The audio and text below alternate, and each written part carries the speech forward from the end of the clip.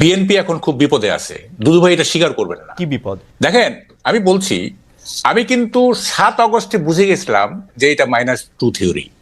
অনেকে কেউ বুঝে নাই, কেন বুঝলাম না।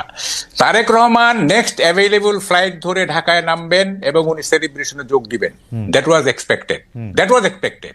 যেখানে আনসারুল্লাহ টিমের ইয়েকে ছেড়ে দেওয়া হয়েছে, তারপরে শিবিরের আপনার চিটাগাং এর ইয়েকে ছেড়ে দেওয়া হয়েছে, তারপর আরো অনেক জঙ্গি ছেড়ে তারেক রহমানকে প্রেসিডেন্টের এক কলমের খোঁচায় উনি মানে কি বলে অ্যাকুইটেড হয়ে যাবেন এবং উনি চলে আসবেন, সেলিব্রেশনে যোগ দিবেন। তিনি আসলেন না। যখন আমি 8 তারিখ পর্যন্ত ওয়েট করছি, যখন দেখলাম যে 8 তারিখ পর্যন্ত তিনি আসলেন না, আমি বুঝে গেছি কেস খারাপ। তিনি কেন আসেন না? হ্যাঁ, আসতে দেওয়া হয় নাই। Simple as that. K stop করবে তারেক সাহেবকে আসার জন্য? আমি বলি শুনেন, এইটা বিএনপি নেতৃবৃন্দ তো বলে যে আসলে আমরা কি আইনগতভাবে তাকে আনতে চাই, আমরা এটা লিগ্যাল ফ্রেমওয়ার্কের মধ্যে দিয়ে আনতে চাই। এগুলি আমি বিশ্বাস করি না। এইটা সরকার, ইউনূস সাহেব আসতে দেয় নাই, বা সরকার আসতে দেয় নাই, বা অভ্যুত্থানকারীরা আসতে দেয় নাই। এটা প্লেন অ্যান্ড সিম্পল। এবং দেখেন, এখনো পর্যন্ত কিন্তু তারেক রহমান আসতেছে না। এবং এখনকার সিনারিওটা কি, আপনার তো সময় কম। দেখেন, বিএনপি এখন কমন টার্গেট হয়ে গেছে। কমন টার্গেট এখানে জামাত বিএনপির বিরোধিতা করতেছে, বৈষম্য বিরোধীরা বিএনপির বিরোধিতা করতেছে, সরকার বিএনপির বিরোধিতা করতেছে। এবং আজকে যে কুয়েটের ঘটনাটা, এটা খুবই সিগনিফিকেন্ট। আমি কয়েকদিন আগে তৃতীয় মাত্রায় বলে আসছি যে আমি একটা রক্তাক্ত বাংলাদেশের ক্যানভাস দেখতে পাচ্ছি, এটা রক্তাক্ত বাংলাদেশ। এবং সেইটা আমার এই প্রেডিকশন ভুল হওয়ার কথা। আমার কোনো প্রেডিকশনই ভুল হয় না, যাকগে অত ক্রেডিট নিতে চাই না আমি। কথাটা হচ্ছে যে একটা রক্তাক্ত বাংলাদেশের দিকে এগিয়ে যাচ্ছে। কামাল ভাই, আপনি একটা কথা, এমন একটা কথা বলছেন যেটা আপনি আসলে আগেও আপনার লেখা এটার মধ্যে ইঙ্গিত আছে, কিন্তু আমি এই কথাটার সাথে সাংঘাতিক রকমের দ্বিমত পোষণ করি। আমি মনে করি তারেক সাহেব বাংলাদেশে এখন ফিরে নাই, এটা তারেক সাহেবের চয়েস। উনি কেন ফিরতেছে না সেইটা দুদু ভাই কিছুটা হইলে বলতে পারবে, কিন্তু বৈষম্য বিরোধী ছাত্র আন্দোলন বা ডক্টর ইউনূস তাকে ফিরতে দিতেছে না, এই ক্লেমটার পক্ষে আপনার যুক্তিটা কি? দেশ চালাতেছে এখন বিএনপি, প্রত্যেকটা জায়গায় চাঁদার থেকে শুরু কইরা সচিবদের মধ্যে বিএনপিরে সালাম না দিয়ে সচিব হইতে পারছে কেউ? শুনেন, বিএনপি কে না, আমার একটা হচ্ছে যে আপনি একটু অন্যভাবে বলছেন। সরকারি সবকিছু দখল করতেছে জামাত, আর বেসরকারি জিনিস দখল করতেছে না, জামাতের কাছে গেছে হচ্ছে স্কুল কলেজ, না অন্যান্য ক্ষেত্র গেছে।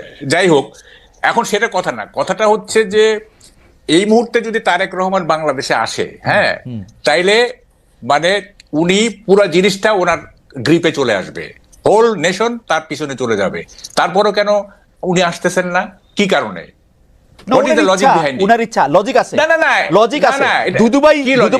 আমার লজিক আমি দেই। তারেক সাহেবকে 15 বছর উনি ক্ষমতায় ছিল না, ওনার অনেক ডার্টি লন্ড্রি জমছে, এগুলি উনার পরিষ্কার করে তারপর উনি আসবে। উনি আগে কেন আসবে? না, শুনেন, দেখেন, 5ই আগস্টের পরে তারেক রহমান যে ধরনের মানে ভূমিকা নিছেন, যে ধরনের বক্তব্য দিচ্ছেন, ওনার ইমেজ অলরেডি মানে কি বলে যে পুনর্বহাল হয়ে গেছে। ওনার কিছু ইমেজ খারাপ ছিল, মানে এই 2001 থেকে 2005 পর্যন্ত কিছু খারাপ হয়েছিল। এখন এটা পুনরুদ্ধার হয়ে গেছে। এখন আর উনি কেন ওয়েট করবেন, আমি তো এটি বুঝতেছি না। হ্যাঁ, উনি একটা ডেমোক্রেটিক পার্সোনালিটির ইমেজ ডেভেলপ করছেন এই গত 6 মাসে। উনি শান্তিপ্রিয় একজন নেতা হিসেবে নিজেকে মানে এস্টাবলিশ করছেন। উনি মানে এই সরকারকে সবসময় সহযোগিতা করার উনি দিয়েছেন, নেতা কর্মীদের বলতেছেন এই সহযোগিতা করতে। তারপরে উনি আসবেন না। This is a paradox. এটা আপনি বললে হবে না। দেখেন, আমি ডাকসুর ডিবেট চ্যাম্পিয়ন, আমাকে উল্টাপাল্টা লজিক দিলে কিন্তু আমি পারবো না। আচ্ছা বাউকাল ভাই, আপনার লজিক আমার কাছে অসাধারণ লাগছে। আমি এটা একটু দুদু ভাইয়ের কাছে জিজ্ঞেস করি। দুদু ভাই, আপনার কাছে কি মনে হয়? আমি শুধু একটা জিনিস আপনাকে বইলা রাখি, মাহকাল ভাই, এই পর্যন্ত সরকার আসার পরে যা কিছু হয়েছে, বিএনপি চায় না এরকম কোনো কিছু না। আমি খালি আপনার মনে করা দিতে চাই, এই বৈষম্য বিরোধী ছাত্রদের আন্দোলনের মধ্যে এটা হয়েছে, তারা প্রেসিডেন্টের সরাতে চাইছিল, পারে নাই। তারা সংবিধানের প্রোক্লেমেশন দিতে চাইছিল, পারে নাই, কারণ বিএনপি চায় নাই। আওয়ামী লীগের নিষিদ্ধ করার প্রশ্নে বিএনপি চায় নাই বলে তারা এটা করতে পারে নাই। বিএনপি এখন মানে কি বলে ডিফেক্টো ক্ষমতায়। তারেক সাহেব যেদিন ইচ্ছা এদিনে আসতে পারে। তারেক সাহেবের বক্তব্য মানে কি বলে, আগে বিসমিল্লাহ পরে সুবহানাল্লাহ পয়রা প্রচার করা হইতেছে সবগুলি সরকারি জায়গায়। আমি তো এরকমই দেখতেছি যে তারেক সাহেব অলরেডি ইন পাওয়ার। যাই হোক, আমি দুদু ভাইয়ের কাছে একটু জিজ্ঞেস করি, দুদু ভাই, তারেক সাহেব আসে না কেন?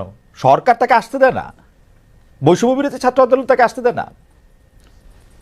কামাল ভাই অনেক বড় সাংবাদিক, অনেক বড় থিঙ্কার, এবং অনেক বিচক্ষণ ব্যক্তি। তো সেই হিসাবে কামাল ভাই যেসব কথাগুলো বলেছেন, গণতন্ত্রের একটা সৌন্দর্য আছে। আমি একাও যদি একটা বিষয় ভাবি, সেটা আমি বলতে পারি, ভাবতেও পারি, চিন্তাও করতে পারি।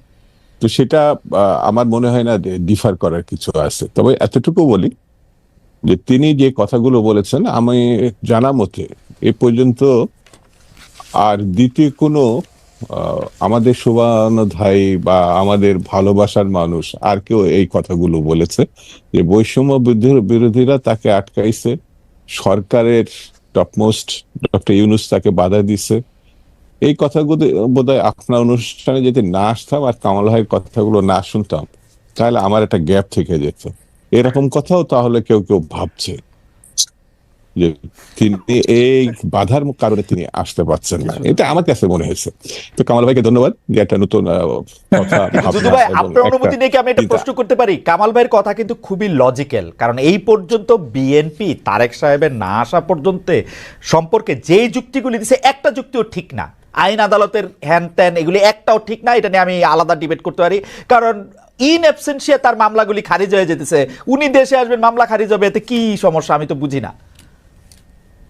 আমি তো আমার মনে হয় যে এই 1 মিনিট বা 1.5 মিনিটের মধ্যে যে কামাল ভাইকে আমি সমালোচনা করছি বা কোনো শব্দ ব্যবহার করছি, এটা তো মনে হয় না। ঠিক যেটুকু বলি না, আমি এতটুকুই বলছি যে এটা গণতন্ত্রের সৌন্দর্য। এটা ভাবতেই পারে, বলতেও পারে। সত্যমিতা আগামী দিনে এটা নির্ধারণ হবে, এখনই এটা ঠিক করা দরকার নেই। আর 2 নম্বর হচ্ছে বিএনপির পক্ষ থেকে যেটা বলছে, উনি আমাদের এই মুহূর্তে বিএনপির সর্বোচ্চ নেতা। কিছু কিছু ব্যাপারে তো তার নিজস্ব কিছু সিদ্ধান্ত থাকতে পারে। সব সিদ্ধান্ত সবার সঙ্গে একেবারে ভেঙে তারপরে সিদ্ধান্ত নিতে হবে এমন কথাও নাও থাকতে পারে, কিন্তু সর্বোচ্চ নেতা। তো তিনি, আমার মনে হয় এই জিনিসগুলো দেখছেন না, বুঝছেন না, জানছেন না, এটা আমার মধ্যে ঠিক না। এবং তিনিও ফিল করছেন, এই যে যেটা কামাল ভাই বললেন যে তার সম্বন্ধে কিছু নেগেটিভ কথা ছিল, ধরেন 2 থেকে 5 পর্যন্ত, সেটি এখন শুধু মানুষ অবিশ্বাসই করে না, সেটা কাটিয়ে তিনি জনপ্রিয়তা, আমি বলবো আমার নেতা বলে বলছেন, যতগুলো বিবৃতি, বক্তব্য, উপস্থাপনা সবগুলোই গ্রহণযোগ্য পর্যায়ে তিনি নিয়ে গেছে। তার গ্রহণযোগ্যতা যে পর্যায়ে এখন বর্তমানে, এটা কামাল ভাই নিজেও বলেছেন, আমি তার সঙ্গে এটা একমত। তো আমার এই ক্ষেত্রে বক্তব্য, কেন আসছেন না, একটু অপেক্ষা করি আমরা।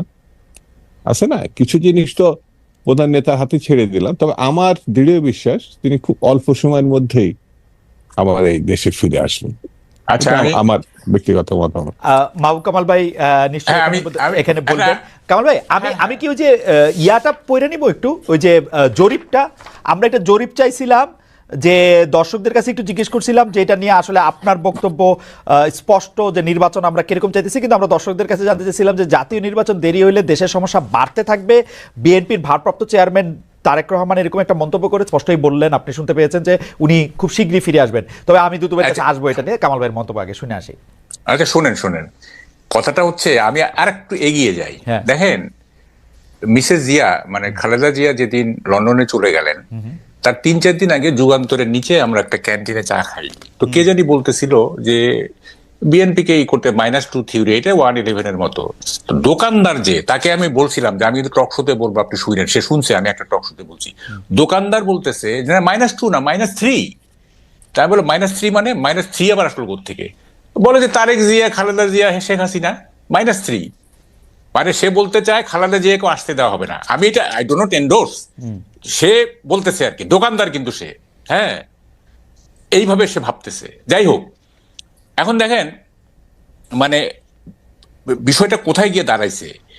এই যে মানে স্থানীয় সরকার আগে না কি বলে যে জাতীয় নির্বাচন আগে, এইটাতে যে এই যে গভর্নমেন্ট উপদেষ্টারা বা গভর্নমেন্ট যে স্থানীয় সরকারের পক্ষে নিল, মানে এটার পক্ষে থাকলো, এটার কারণটা কি?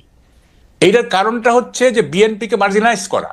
তারা ক্ষমতায় থেকে ছাত্রদের দিয়ে তারা গ্রাসরুট লেভেলে অর্গানাইজেশন করবে, অর্গানাইজেশন শেপ একটা ভালো জায়গায় ভালো একটা অর্গানাইজেশনের শেপ দিয়ে তারপরে তারা ন্যাশনাল ইলেকশনে পার্টিসিপেট করবে, যাতে তারা ন্যাশনাল ইলেকশনে জিততে পারে। এটাই তো উদ্দেশ্য।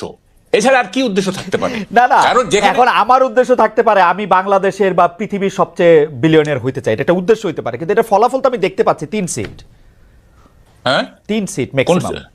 এই যে ধরেন যদি এইটা সত্যি সত্যি এইটাই উদ্দেশ্য থাকে, এই উদ্দেশ্য তো কোনোদিন সফল হবে না। মানে আমরা তো পলিটিক্স দেখছি, শুনেন, পার্টির পলিটিক্স এই আমি প্রথম বলছি- দেখতেছি তা তো না, আরো তো দেখছি। শুনেন আমাকে বলতে দেন, আমাকে বলতে দেন। জি। আমি তো বলতেছি বিএনপির সবচেয়ে খারাপ ক্যান্ডিডেটের সাথে একজন ইনফ্লুয়েন্সিয়াল সমন্বয়ক জিতে আসুক দেখি।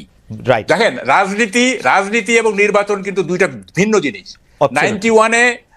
91-এ আওয়ামী লীগের মিছিলের ঠেলায়, মিটিং এর ঠেলায় আমরা টিকতে পারি নাই। সবাই বলতেছে যে 220টার উপরে পাবে Awami League. I was the loan, যে আমি বলছিলাম যে বিএনপি জিতবে।